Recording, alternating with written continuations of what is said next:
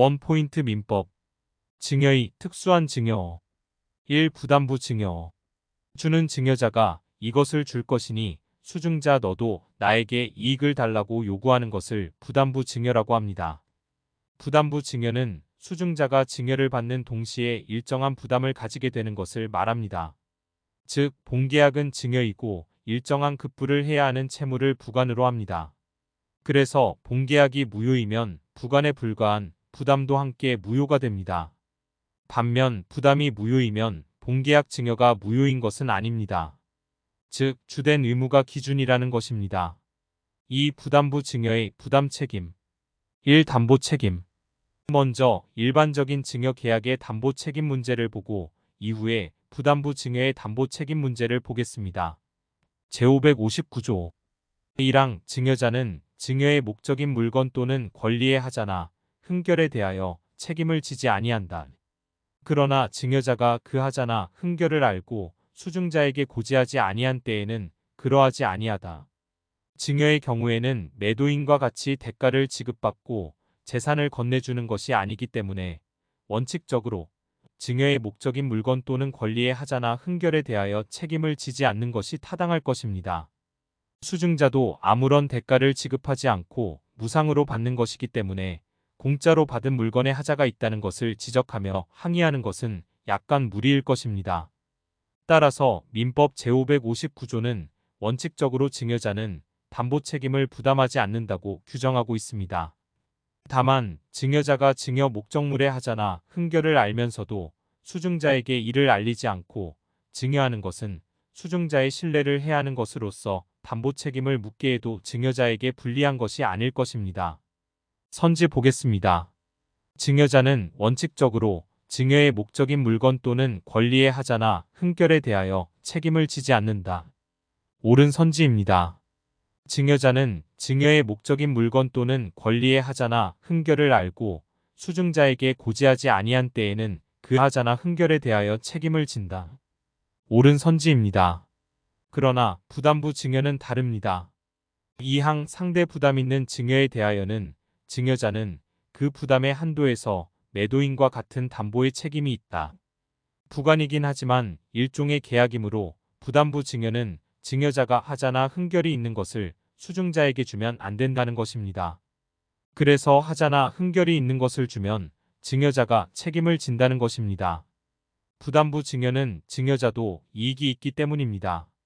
수증자도 일정한 부담을 가지고 있기 때문에 자신이 증여받은 물건에 하자나 흥결이 있다면 당연히 증여자에게 그 책임을 물을 수 있도록 해야 할 것입니다.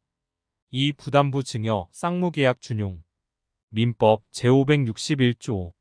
상대 부담 있는 증여에 대하여는 본절의 규정 외에 쌍무계약에 관한 규정을 적용한다. 즉, 쌍무계약에 있는 것을 부담부 증여에 적용한다는 것입니다. 즉, 부담부 증여는 계약과 같이 동시 이행 항변권도 주장할 있고 위험부담의 문제도 생길 수 있습니다. 정기증여. 정기증여란 정기적으로 무상으로 재산을 주는 증여를 말합니다. 따라서 계속적 채권관계의 성질을 가집니다. 정기증여는 증여자 또는 수증자가 사망한 때에는 그 효력을 모두 잃습니다. 민법 제560조. 정기증여와 사망으로 인한 실효. 정기의 급여를 목적으로 한 증여는 증여자 또는 수증자의 사망으로 인하여 그 효력을 잃는다. 선지 보겠습니다. 정기의 급여를 목적으로 한 증여는 수증자의 사망으로 인하여 효력을 잃는다. 다만 증여자가 사망한 경우에는 그러하지 아니하다. 틀렸습니다. 둘 다 사망하면 끝입니다. 4. 사인증여. 사인증여는 증여자의 사망으로 인하여 효력이 생기는 증여입니다. 사인증여는 증여계약을 체결한 시점부터 그 효력이 발생하는 일반 증여와 달리 증여자의 사망으로 효력이 발생하는 차이가 있습니다. 사인증여는 사실상 계약의 형태로서 유증을 하는 것인데요. 때문에 민법은 사인증여의 유증에 관한 규정을 준용한다고 정하고 있습니다. 그러나 유증은 유언으로 재산권을 목적으로 하는 단독행위이지만 사인증여는 계약이므로 동의가 필요한 것이 차이점입니다. 그래서 사인증여는 유증을 준용하지만 단독행위나 요식에 관한 유증의 내용은 준용하지 않습니다. 선지 보겠습니다.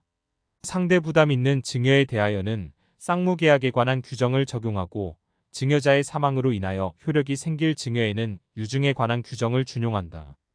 옳은 선지입니다. 5. 제1087조는 포괄적 사인증여가 아니다. 제1078조 포괄적 수증자의 권리 의무. 포괄적 유증을 받은 자는 상속인과 동일한 권리 의무가 있다. 포괄적 수증자란 내 재산을 모두 부인에게라는 말의 부인입니다. 포괄적 사인 증여는 낙성, 불효식의 증여 계약의 일종입니다. 그리고 포괄적 유증은 엄격한 방식을 요하는 단독행위입니다.